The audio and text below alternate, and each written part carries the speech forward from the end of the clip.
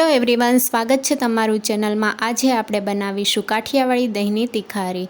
જો તમને મારી રેસીપી ગમતી હોય અને હજુ સુધીમાં ચેનલને સબસ્ક્રાઈબ ન કરી હોય તો સબસ્ક્રાઈબ કરવાનું ના ભૂલતા।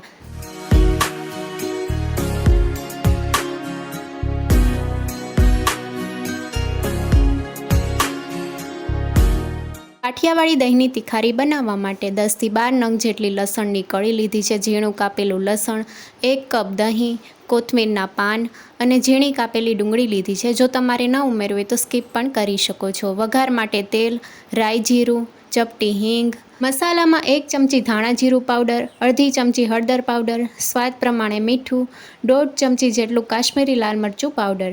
તો પહેલાં આપણે લસણવાળી ચટણી તૈયાર કરી લઈશું। ખાંડણીમાં 10 થી 12 નંગ જેટલી લસણની કળી અને 1.5 ચમચી જેટલું કાશ્મીરી લાલ મરચું પાવડર ઉમેરીને વાટી લઈશું। લસણવાળી ચટણીને તમે મિક્સર જારમાં પણ વાટી શકો છો, પણ આ રીતે ખાંડીને લેવાથી લસણવાળી ચટણીનો ટેસ્ટ સારો આવે છે। તો આ રીતે લસણને આપણે અધકચરું વાટી લેવાનું છે। દહીંની તિખારીમાં લસણવાળી ચટણી ઉમેરવાથી તેનો ટેસ્ટ 100 ગણો વધી જાય છે।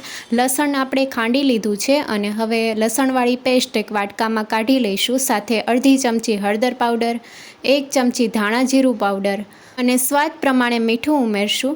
2 થી 3 ચમચી જેટલું પાણી ઉમેરીને મસાલા પેસ્ટ તૈયાર કરી લઈશું। તો આ રીતે દહીં તિખારીમાં આપણે મસાલા પેસ્ટ ઉમેરવાની, જેથી બહુ સરસ એવો ટેસ્ટ આવે છે। તો જરૂર પ્રમાણે આપણે પાણી ઉમેરવાનું છે, બહુ વધારે પાણી નથી ઉમેરવાનું। હજી થોડું પાણી ઉમેરીને મસાલા મિક્સ કરી લઈશું। ટોટલ 4 થી 5 ચમચી જેટલું પાણી ઉમેર્યું છે અને બધા મસાલા મિક્સ થઈ જાય એ રીતે આપણે પાણી ઉમેરવાનું છે। તો આ રીતે મસાલા પેસ્ટ આપણી તૈયાર થઈ ગઈ છે। હવે દહીં તિખારીનો વઘાર કરવા માટે પેનમાં 2 ચમચી તેલ ઉમેર્યું છે। દહીં તિખારીમાં તેલનું પ્રમાણ થોડું વધારે હોય છે। હવે તેલ ગરમ થાય એટલે 1 ચમચી રાઈ જીરું ઉમેરશું। રાઈ જીરું કકડે ત્યાં સુધી થવા દઈશું। જો તમારે તિખારીમાં રાઈ જીરું ન ઉમેરવું હોય તો તમે સ્કીપ પણ કરી શકો છો। હિંગમાં પણ વઘાર કરી શકો છો। હવે આપણે ચપટી હિંગ ઉમેરશું। રાઈ જીરું કકડવા લાગ્યું છે, હવે ઝીણી કાપેલી ડુંગળી અને બારીક કાપેલું લસણ ઉમેરશું। તો એક મીડિયમ સાઇઝની ડુંગળીને ઝીણી કાપીને ઉમેરી છે અને 3 થી 4 લસણની કળીને ઝીણું કાપીને ઉમેર્યું છે। તો ડુંગળીનો કલર હલકો ચેન્જ થઈ ગયો છે। હવે તૈયાર કરેલી મસાલા પેસ્ટ ઉમેરશું અને મસાલા પેસ્ટને આપણે સાતળી લઈશું। ગેસની ફ્લેમ મીડિયમ રાખવાની છે। મસાલા પેસ્ટમાંથી પાણીનો ભાગ બળી જાય ત્યાં સુધી થવા દઈશું। દહીં તિખારી બનાવતા બહુ વધારે સમય નથી લાગતો, 3 થી 4 મિનિટમાં દહીં તિખારી તૈયાર થઈ જાય છે। દહીં તિખારી બનાવતા વખતે મસાલામાં પાણી નાખીને મિક્સ કરવાથી મસાલા દાજી નથી જતા અને મસાલા સરસ એવા સતળાઈ જશે। અને તમે જોઈ શકો છો પાણીનો ભાગ બળી ગયો છે અને મસાલામાંથી તેલ છૂટું પડવા લાગ્યું છે। મસાલા તેલમાં સારી રીતે સતળાઈ ગયા છે અને મસાલા તમે જોઈ શકો છો પાણીનો ભાગ હવે જરા પણ નથી। મસાલાની ઉપર તેલ છૂટું પડવા લાગ્યું છે। તો આ સમયે આપણે ગેસની ફ્લેમ બંધ કરી દઈશું।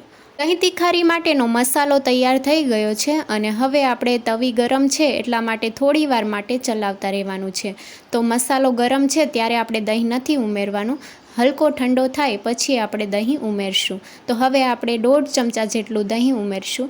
તો 1 કપ જેટલું દહીં ઉમેર્યું છે અને હળવા હાથે આપણે દહીંને મસાલામાં મિક્સ કરી લઈશું। તો દહીંમાં પાણીનો ભાગ ન હોવો જોઈએ એ વાતનું ધ્યાન રાખવું।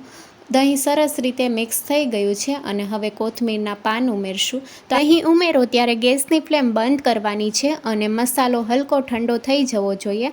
હવે સર્વિંગ પ્લેટમાં દહીં તિખારી સર્વ કરીશું। તો એકદમ કાઠિયાવાડી સ્ટાઇલ દહીં તિખારી તૈયાર છે। તમે રોટલી, પરોઠા અથવા રોટલા સાથે સર્વ કરી શકો છો। જો રેસીપી ગમી હોય તો ચેનલને લાઇક, શેર અને સબસ્ક્રાઈબ કરો। Thank you for watching.